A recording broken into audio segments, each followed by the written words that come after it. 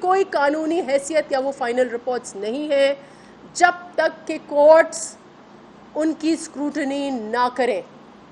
تو اس لیے جے آئی ٹیز کو کوٹ کرنا اس میں اور جن انہوں نے نام لیے وہ سارے کیسز اس وقت بھی کورٹ میں موجود ہیں.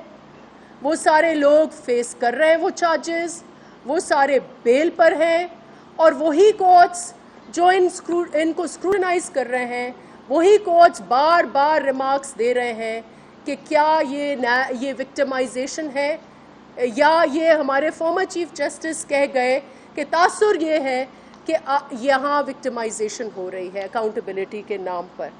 اور پھر جس عزیر بلوچ کا انہوں نے نام لیا, اسی عزیر بلوچ نے ان کو دھرنوں میں مدد کی, اسی عزیر بلوچ نے پی ٹی آئی کا الیکشنز میں ساتھ دیا, 2013 میں دیا, اس کے بعد لوکل گورنمنٹ کے الیکشن میں بھی انہوں نے ان کا ساتھ دیا. اور جو ان کے گاڈ فادر خود انہوں نے کہا, مرزا صاحب نے کہا کہ عزیر بلوچ میرا بچہ ہے, تو اگر مرزا صاحب نے یہ کہا, مرزا صاحب آج آپ کے ساتھ ہیں. تو اب میں اپنی بہن ہیں, ہماری ڈیپیوٹی انفارمیشن سیکرٹری ہیں پلوشہ خان صاحبہ, ان کو کہوں گی کہ وہ کچھ آپ سے بات کریں, اور اس کے بعد روبینہ خالد صاحبہ آپ سے بات کریں. بسم اللہ الرحمن الرحیم.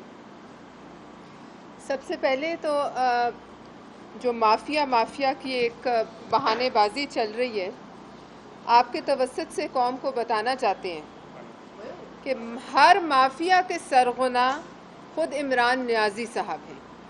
یہ حکومت ہے ہی مافیاز کی.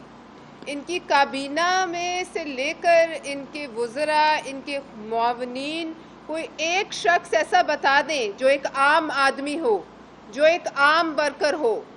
یہ چلتے ہی مافیا سے ہیں اور عوام کی جیب کاٹ کر مافیا کا پیٹ بھرتے ہیں, پھر آ کے رونا دھونا شروع کرتے ہیں کہ ہم لٹ گئے. اگر مافیا ہی اس ملک پر حکومت کر رہا ہے تو آپ وزیر اعظم ہاؤس کو تالے لگا دیں, آپ یہاں سے بوریا بستر گول کریں, جو آپ کل خود کہہ چکے ہیں. آپ یہاں سے جائیں اور پھر ہمیں دیکھنے دیں, یہ عوام دیکھ لے گی اور آپ کے چنے ہوئے مافیاز دیکھ لیں گے. ہم خود ان کو نمٹ لیں گے, لیکن آپ کا پرائم منسٹر ہاؤس میں بیٹھنے کا کوئی جواز نہیں ہے. آپ نے کل اس مرحلے پر جب معیشت ختم ہو چکی, موت سے تمام ہر پاکستانی لڑ رہا ہے, آپ نے کیا ضروری سمجھا کہ آپ آ کر مسخرہ پن کریں اسمبلی میں؟ آپ کو وزیر اعظم اس لیے نہیں بنایا گیا. اگر ہم نے اسی لیے وزیر اعظم بنانا تھا تو پھر ہم کسی تھیٹر سے کسی اچھے اداکار کو پکڑ لیتے جو نقلیں اتارتا. ہم نے آپ کو وزیر اعظم مسخرے پن کے لیے نہیں بنایا. آپ سے پہلے اس کرسی پہ بہت بڑی بڑی شخصیات بیٹھی ہیں. لیاقت علی خان بیٹھے ہیں, محترمہ بے نظیر بھٹو بیٹھی ہیں, ذوالفقار علی بھٹو بیٹھے ہیں. آپ شرم کر لیں. کیا آپ اس لیے الیکٹ ہوئے ہیں کہ مرتی ہوئی قوم کو آپ تھیٹر دکھائیں؟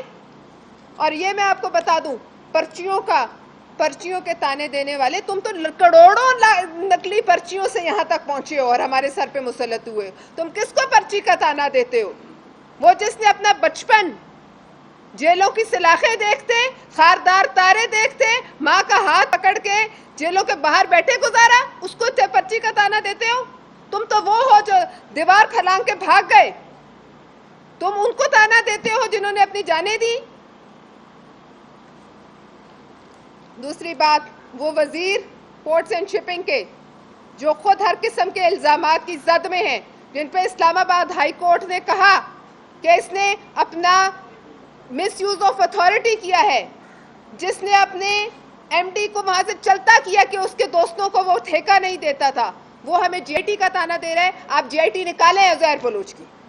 اگر ہمت ہے تو لے کر آؤ جے آئی ٹی, اس کو عدالت میں ثابت کرو, اور پھر 2 کمیشنوں کا ہم بھی مطالبہ کرتے ہیں. ایک کمیشن جو عمران نیازی نے 2009 میں ہربیار مری کے حق میں وولزوچ کورٹ لنڈن میں ٹیسٹ منی دی ہے, جو ریکارڈ کا حصہ ہے. ایک کمیشن اس پہ بنایا جائے. ایک ملک کا غدار, اس ملک کی فوج اور عوام کے خلاف ہتھیار اٹھانے والے کا, آپ کا وہ फ्रीडम फाइटर है, आपका हुर्रियत पसंद है, आप आर्टिकल 6 के जुमरे में आते हैं।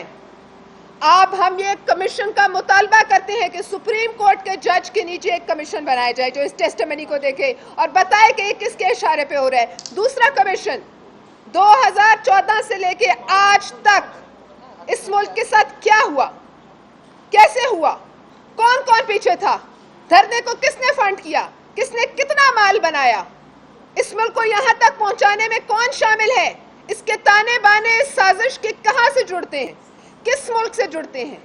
दूसरों को ताना देने वालों, तुम्हारा शहीद उसामा है।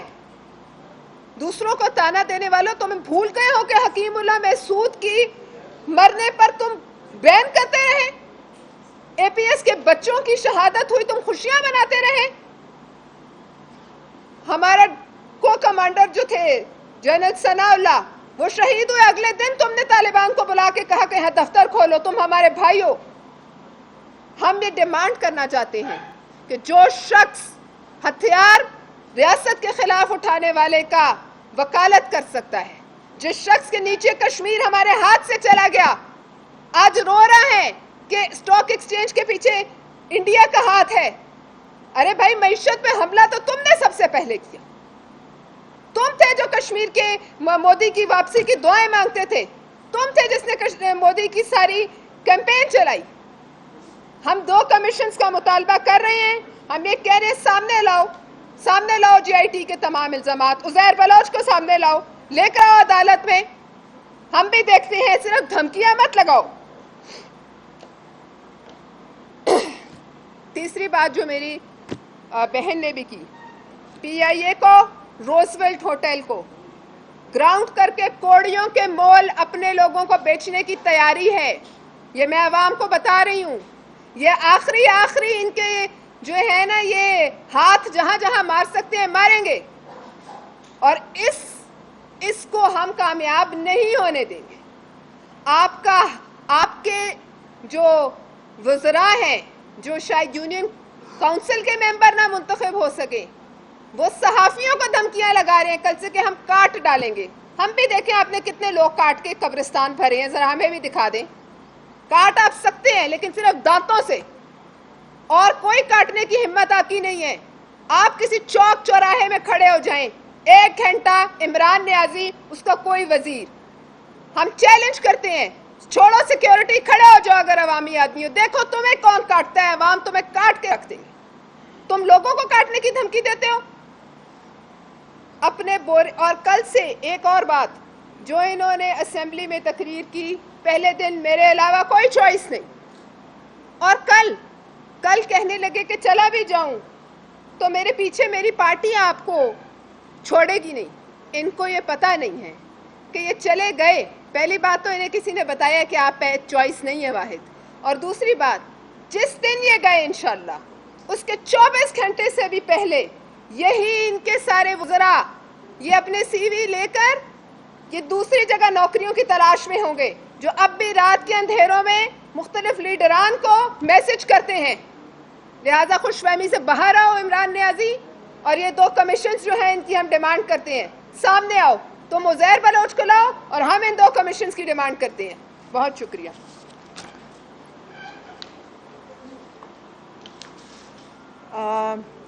मैं ज़्यादा वक्त नहीं लूँगी क्योंकि नाज साहिबा ने भी बात करनी है।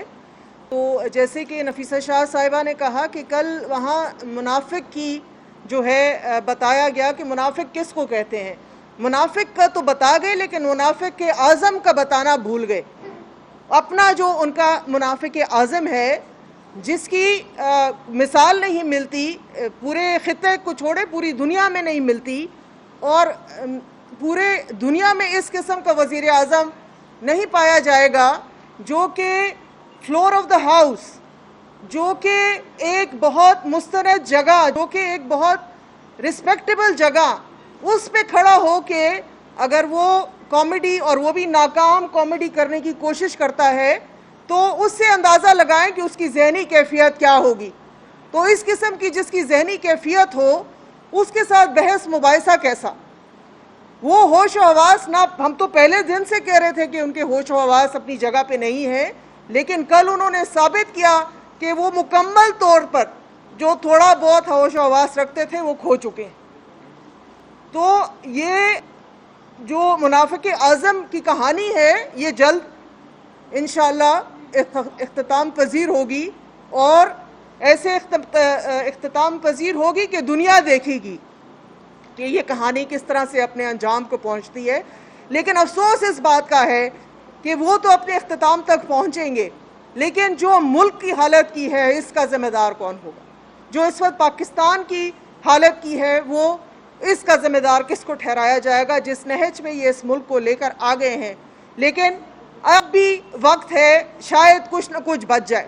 اگر یہ مزید کچھ عرصہ یہاں رہ گئے تو جو بچا کچا ہے، جو ان کے ہاتھوں رہ گیا ہے، اور بالکل پلوشا نے بالکل صحیح کہا روزویلٹ ہوٹل کا، بالکل 200% درست کہا۔ دیکھیں ان کے اوپر لوگوں نے پیسے لگائے ہوئے ہیں۔ جب سیٹھ پیسے لگاتا ہے تو سیٹھ ادھر پیسے لگاتا ہے جہاں سے اس نے نکالنے ہوتے ہیں۔ اب سیٹھ کی پیمنٹ کا ٹائم ہے اور سیٹھ کو پیمنٹ ہونی ہے، اور وہ پیمنٹ انہی اداروں سے ہوگی، ملک کے اثاثوں سے ہوگی، جنہوں نے دھرنوں میں، جنہوں نے ان کی کیمپینز پہ، ان کے جھنڈوں پہ، ان کی گاڑیوں پہ پیسے انویسٹ کیے۔ اب وہ اپنا سود کے ساتھ پیسہ واپس مانگ رہے ہیں، اور وہ پیسہ ان کو واپس کرنا پڑے گا۔ باقی رہی جانے کو تو یہ چلے جائیں گے، لیکن جو ملک کا نظام دھرم برم کیا، جو سیاست کو اس ملک میں دھرم برم کیا، سیاست کو ایک گالی بنایا انہوں نے اپنے طریقہ کار سے، اپنی باتوں سے، کہ کسی بھی ذی شعور انسان کا ان کے ساتھ بیٹھنا تو کم از کم ممکن نہیں ہے۔ کل آپ نے دیکھا کہ نوید قمر صاحب ایک بہت مستند نام، ایک بہت منجھے ہوئے، ایک بہت صبر کا پیکر ہے وہ میں سمجھتی ہوں، اور ایکسپیرینس ہے سیاست میں، ان کا بہت بڑا تجربہ ہے اور بہت بڑا نام ہے۔ اس جیسے شخص کو انہوں نے مجبور کیا۔ آخر حد ہوتی ہے برداشت کی بھی، اور اب برداشت ختم ہو چکی ہے لوگوں کی۔ ہماری تو ختم ہوئی ہے نہیں ہوئی، عوام کی ختم ہو چکی ہے۔ یہ باہر نکلیں، یہ لوگوں کو بتائیں کہ میں آخری آپشن ہوں، دیکھیں لوگ ان کا حشر کیا کرتے ہیں۔ جس شخص کو اپنی پارٹی پہ کنٹرول نہ ہو وہ ہمیں کہے کہ میں واحد آپشن ہوں، جس پارٹی کو اپنے وزراء کے اوپر کنٹرول نہ ہو، جس وزیر اعظم کو اپنے ممبران پہ، کتنے ممبران ہیں، 100 200 300 400، ان کے اوپر جو ہے کوئی کنٹرول نہ ہو، ان کی زبانوں پہ کنٹرول نہ ہو، ان کی حرکات پہ کنٹرول نہ ہو، وہ ملک کیا کنٹرول کرے گا؟ اور باقی رہی مناظرے کی بات، ہم نے پچھلی دفعہ بھی کہا تھا، خیبر پختونخوا کے ہسپتالوں کے حوالے سے میں نے آپ سے کہا تھا کہ یہ چلیں ہمارے ساتھ، وہاں بھی دیکھیں، اور سندھ بھی ہمارے ساتھ چلیں اور وہاں بھی دیکھیں۔ تو یہ مناظرے کا چیلنج تو بہت سارے لوگ دے رہے ہیں۔ اب یہ بنے اتنے بہادر، گفتار کے غازی تو بہت بڑے ہیں، کردار کے بنے، سامنے آئیں اور مقابلہ کریں۔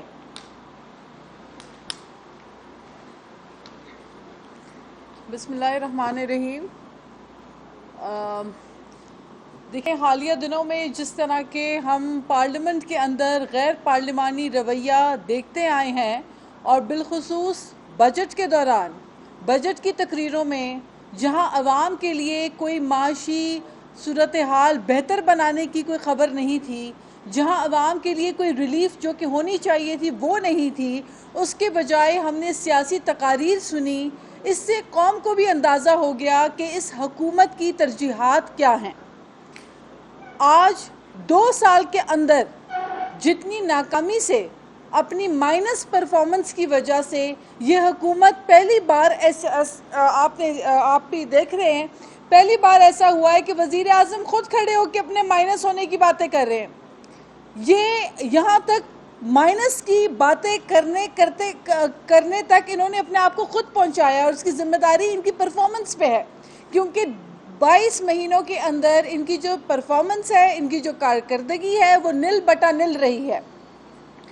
آپ ہر انڈیکیٹر اٹھا کے دیکھ لیں، جن کو یہ چور، ڈاکو، ڈکیت کہا کرتے تھے، وہ ان کو 5.8 پہ GDP چھوڑ کے گئے تھے۔ تو ہونا یہ چاہیے تھا کہ یہ کہتے تھے حکمران ایماندار ہوں تو ریونیو کلیکشن بڑھتا ہے، لیکن آپ نے دیکھا کہ ریونیو شارٹ فال بھی ہوا۔ 5.8 پہ ملی ہوئی GDP 22 مہینوں کے اندر اندر -0.5 پہ جا کھڑی ہو چکی ہے. اس کی ذمہ داری آج یہ کیوں نہیں لیتے؟ پی آئی اے کی بات ہوئی تو پی آئی اے کو جتنا نقصان اس حکومت نے 22 ماہ میں دیا ہے، 70 سالوں میں آج تک کبھی کوئی تصور بھی نہیں کر سکتا تھا کہ ملک کی اتنی جگہ سائی کوئی کرے گا. آج پورے یورپ میں بلکہ دنیا بھر میں جہاں جہاں پی آئی اے کی ایئر لائنز پرواز کرتی تھیں، سب سوچنے پہ مجبور ہو گئے ہیں، کیونکہ ہم نے اپنے ملک کی ایئر لائن کو ایک نیشنل کیریئر کی جو بدنامی کی ہے، انٹیروگیشن کے ختم ہونے سے پہلے ان دا مڈل آف انٹیروگیشن ایک وزیر کی ارسپانسبل غیر ذمہ دارانہ اسٹیٹمنٹ کی وجہ سے آج ہمیں یہ دن دیکھنا پڑ رہا ہے اور اس پہ کوئی استعفیٰ نہیں آ رہا.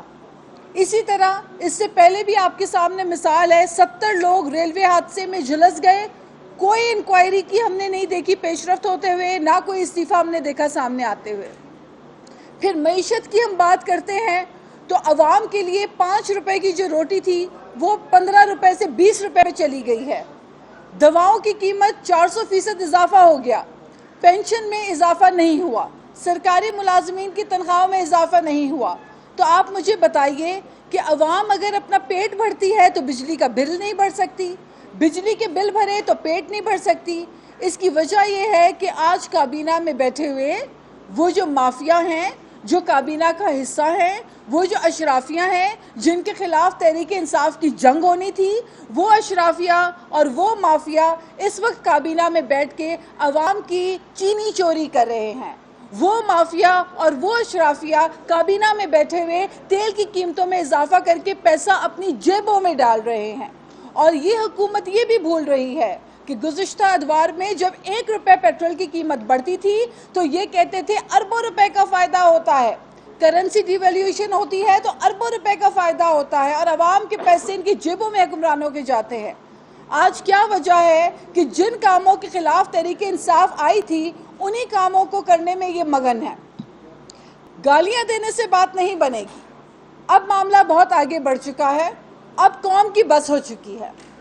اب عوام اس سے زیادہ ان چیزوں کو، اس دباؤ کو، اس معاشی بحران کو اور اس حکومت کو جس کو خود نہیں پتا کہ وہ کیا کرنے جا رہی ہے اور جو ایڈوائزروں کی انہوں نے ایک لمبی سی لسٹ بنا کے رکھی ہے، یہ وہ مشیر ہیں جن کا کانفلکٹ انٹرسٹ ہے، یہ وہ مشیر ہیں جن کے اپنے کاروبار ہیں. اور عمران خان صاحب فرمایا کرتے تھے کہ جب کانفلکٹ انٹرسٹ ہو، کاروباری حضرات حکومت کے اندر بڑے بڑے عہدے پر فائز ہوں تو وہ اپنے کاروبار کا سوچتے ہیں، عوام کا نہیں سوچتے. وہ درست فرماتے تھے. آج کابینہ میں بیٹھے ہوئے تیل کا کاروبار کرنے والے ہوں یا چینی چور ہوں، ان کو بڑے بڑے عہدے دیے گئے ہیں.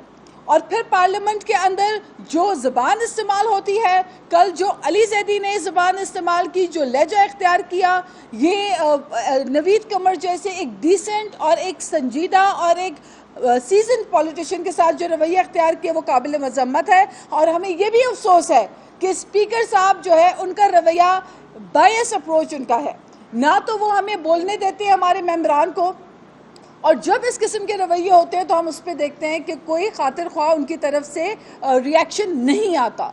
تو پارلیمنٹ کا تقدس پامال ہو رہا ہے، عوام کے جو حقوق ہیں وہ پامال ہو رہے ہیں اور یہ حکومت پتہ نہیں کس ڈگر جا رہی ہے. لہٰذا میں سمجھتی ہوں کہ اب مائنس کی جو باتیں یہ کر رہے ہیں یہ درست کہہ رہے ہیں. ان کی اپنی کابینہ کے اندر بیٹھے ہوئے وزیر اور مشیر ان کے مائنس ہونے کی باتیں کر رہے ہیں. اسے پہلے ایسی جگہ سائی کسی کی نہیں ہوئی. شکریہ.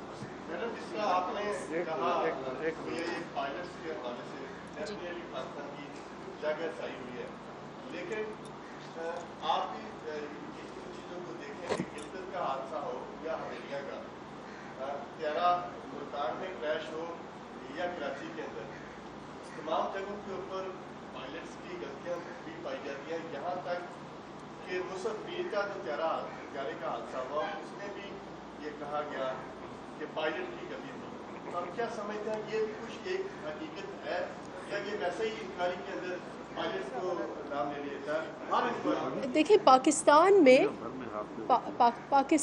میں وہ one of the few countries جس میں انویسٹیگیشن کا انڈیپینڈنٹ نظام نہیں ہے.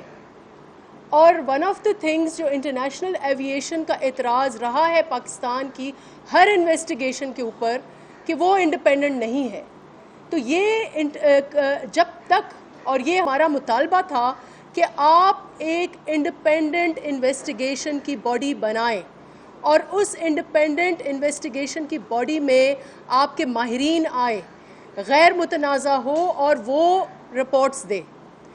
یہاں پر جو انویسٹیگیشنز ہوئی ہیں سب کے سب پر اس لیے سوالیہ نشان ہے کہ پائلٹ تو آپ کے سطح پر ہے، اس کے پیچھے آپ کا پورا ایک سسٹم ہے، اور آپ کی جو پورا سیفٹی میکنزم ہے وہ ایک سسٹم ہے، وہ ذمہ داری سول ایویشن اتھارٹی کی ہے.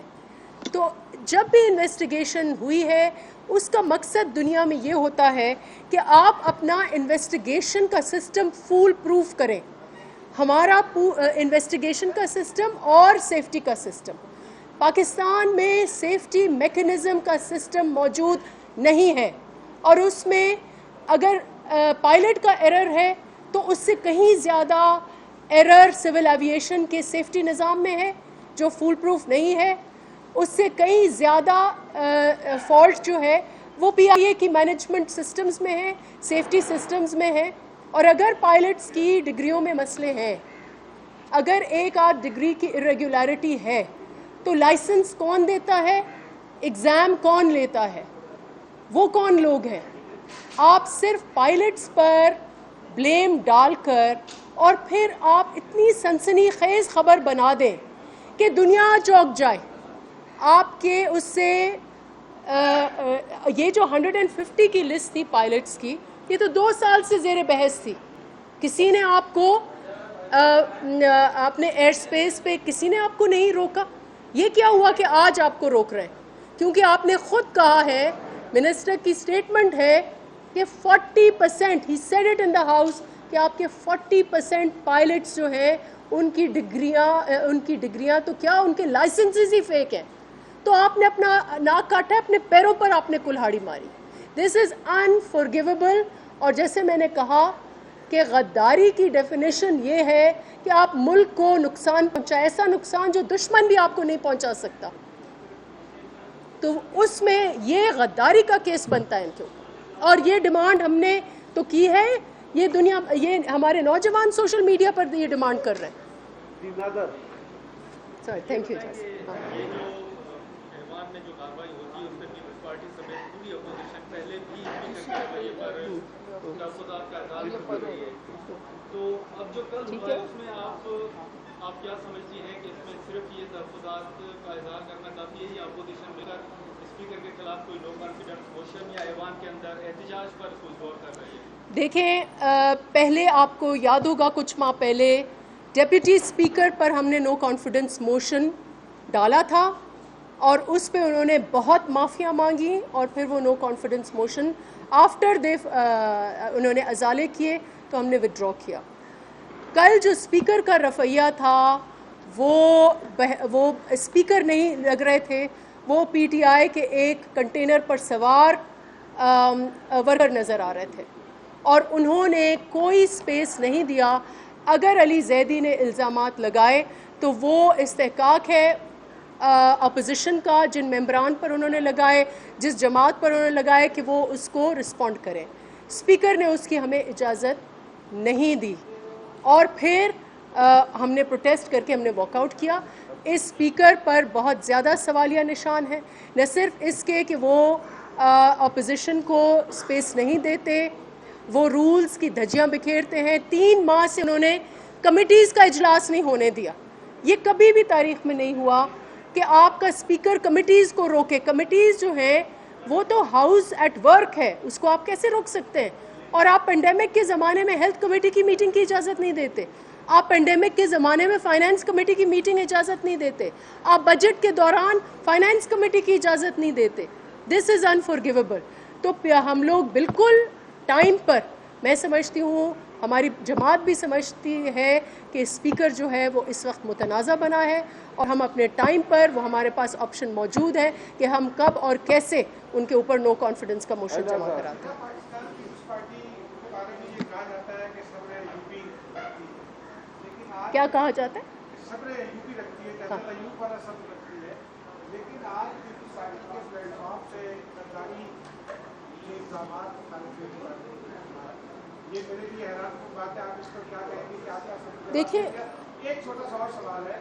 गुज़िश्ता रोज ये इतला आई है कि अमेरिका ने अपराध ग्रुप के अपराध अपने लिए डिमांड कर दी है बरतानिया और फिर वो पाकिस्तान से भी शायद कुछ इन्फॉर्मेशन रिसीव कर रहे हैं, लीड्स हैं व्हाट इज दिस?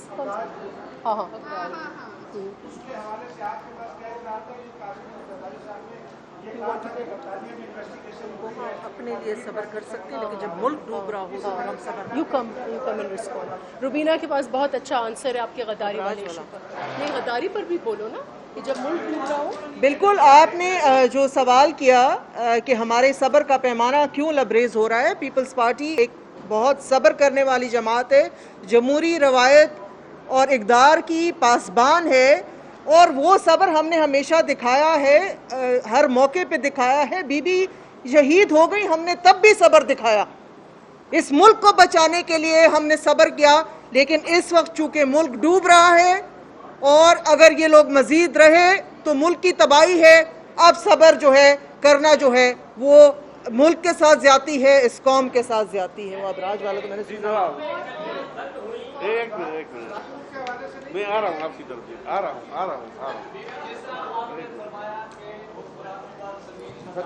नहीं, मैंने संगीन गजारी नहीं कहा। नहीं नहीं नहीं नहीं।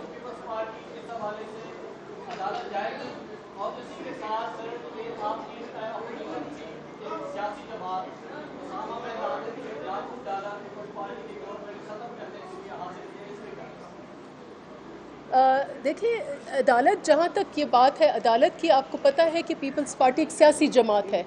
हम सियासी प्लेटफॉर्म्स पर लड़ते हैं, हम आवाम से बात करते हैं। हमारा फोरम नेशनल असम्बली है।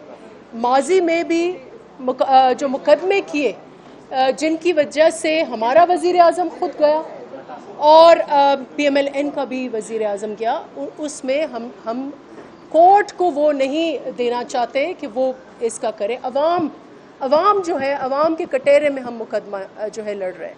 आज अगर पिटिशन हुई है इस वज़ीर के ख़िलाफ़, तो वो मैंने या हमारी जमात ने नहीं उसके ऊपर डाला, वो किसी सिटीज़न ने डाला है। लेकिन ये एक सवाल ज़रूर बनता है कि जब आप मुल्क को इतना नुकसान पहुँचाएँ, जब आपका नेशनल फ्लैग कैरियर जो है उसको आप रुस्वा करें और आप दुनिया भर में कहीं भी वो उड़ ना पाए एक स्टेटमेंट की वजह से, तो वो क्या मुल्क के साथ आपने अच्छा किया है? गद्दारी का मैंने पहले तशरीह की, मैंने संगीन गद्दारी नहीं की। संगीन गद्दारी आर्टिकल 6 है, वो कॉन्स्टिट्यूशन का ब्रेक है। गद्दारी हर वो चीज़ है जो मुल्क को नुकसान दे। दुश्मन, क्या मुझे बताएं दुश्मन ने ये हमारे साथ किया है? आज ये नुकसान जो है, मैं समझती हूँ ये 2 साल में इन्होंने हर इदारे को डिमोलिश किया है। लेकिन कल जो नेशनल ह्यूमिलिएशन हमारी हुई है, एक तो नुकसान हुआ है, दूसरा ह्यूमिलिएशन हुई है। हमारा एयरक्राफ्ट, हमारा कौमी जहाज़ कहीं उड़ नहीं सकता। पाकिस्तान का नाम बदनाम हुआ है दुनिया में, तो क्या इसको हम गद्दारी ना कहें तो क्या कहें? एक मिनट सदा के बाद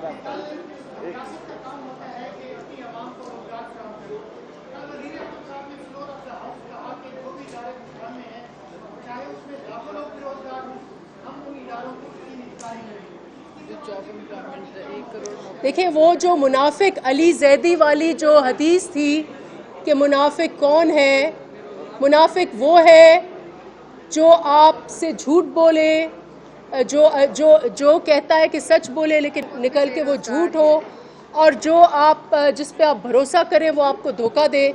तो यही इमरान खान कहता था, और उसके जो कोलीग हैं असद उमर साहब, ये भी कहते थे कि हम स्टील मिल्स को अपने पैरों पर खड़ा करेंगे। यही कहते थे कि हम कौमी इदारों की निचकारी नहीं होने देंगे, हम उनको बनाएंगे। आज वो निचकारी करा रहे हैं और लग रहा है कि इनकी नज़र अब PIA पर है, जैसे मेरी फ्रेंड्स एक इस तरफ से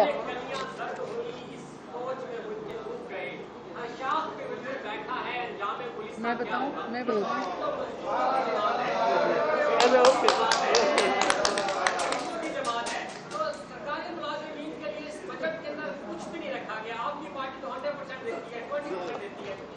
دیکھیں آپ نے جو بات کہی ہے اس پہ میں یہ کہوں گی کہ اس حکومت کی حالت دیکھ کے یہ شعر میں بھی تبدیلی آ چکی ہے.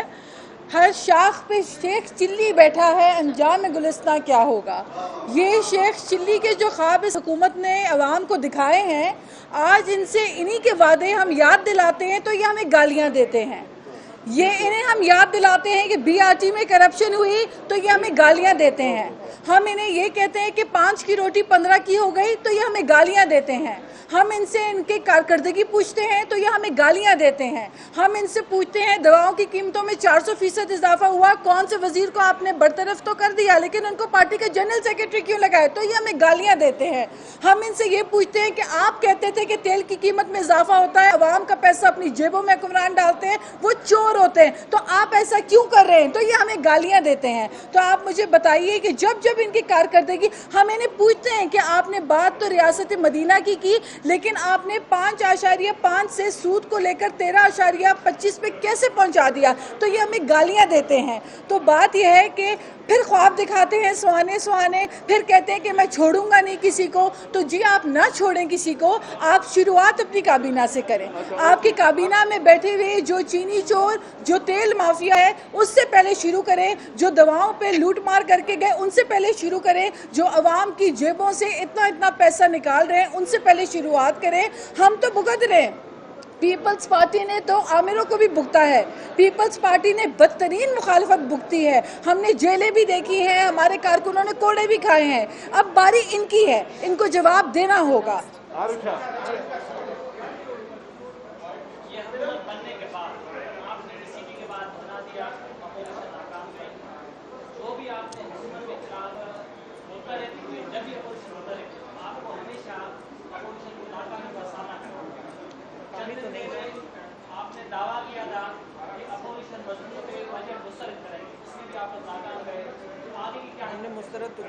دیکھیں بجٹ ہم نے مسترد کیا ہے، یہ اپنی جگہ حقیقت ہے کہ اپوزیشن جو گورنمنٹ ہے، گورنمنٹ کے پاس 172 ممبرز سے زیادہ ہیں، ان کا کلیم ہے کہ 190 سے زیادہ ہیں.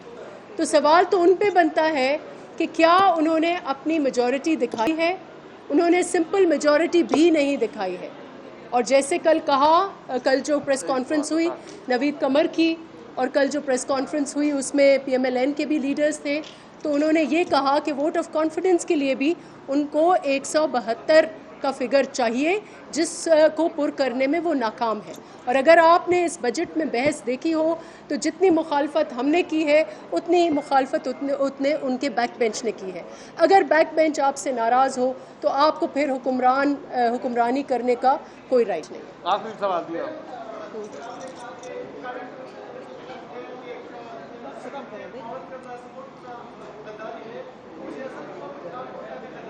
کون ہے؟ آپ بتا رہے ہیں. دیکھیں میں نے بار بار غداری کی ڈیفینیشن کہہ کر پھر غداری آرٹیکل 6 ہے. جو غدار آرٹیکل 6 مینز جو آئین توڑتا ہے، اس میں جنرل مشرف ہے، وہ آئین کے غدار ہیں، وہ سنگین غداری ہے. جنرل ضیاء الحق سنگین غداری ہے. اس قسم کے جنرل جنہوں نے آئین توڑا اور جو ان کے ایڈرز اینڈ ابیٹرز ہیں وہ تو ہیں، اور انشاءاللہ ان کو تاریخ میں یہ ضرور سنگین غداری کا لقب مل جائے گا. ہم نے تو عوام نے دے دیا. لیکن غداری کا ڈیفینیشن اگر آج آپ پڑھیں کسی بھی کتاب میں لے کر کہ جو ملک کو نقصان پہنچائے، جو ملک سے دشمنی کرے. اب مجھے بتائیں کہ جو فیسیلیٹیٹرز، جو گاڈ فادر ٹیررسٹس کے، جن کی وجہ سے اس ملک میں 70,000 شہری شہید ہوئے، جس میں ہمارے افواج پاکستان ہو، جس میں ہمارے پولیس ہو، جس میں ہمارے لیڈی ہیلتھ ورکرز ہوں، جس میں ہماری مائیں بہنیں بچے ہوں، تو ان کے جو گاڈ فادر ہیں اسامہ بن لادن جو ہیں وہ القاعدہ کے خالق ہیں. اور یہ جو دہشت گردی کی لہر ہوئی اس ملک میں، وہ ان جیسے دہشت گردوں کی وجہ سے ہوئی جنہوں نے فائنانس کی. दहशत गर्दी इस मुल्क में और दुनिया में, तो आप उनको जब शहीद कहें तो आप उनको क्या कहेंगे? और ये डेफिनेशन जो एडर्स एंड अबेटर्स हैं, जो एडर्स एंड अबेटर्स हैं टेररिस्ट की, ये आपका नेशनल एक्शन प्लान कहता है। वो इस मुल्क के दुश्मन है। जो मुल्क का दुश्मन है वो गद्दार नहीं है तो क्या है? ओके, शुक्रिया। बाहर रखिए। जो साफी जो अंदर आना चाहे आ जाए।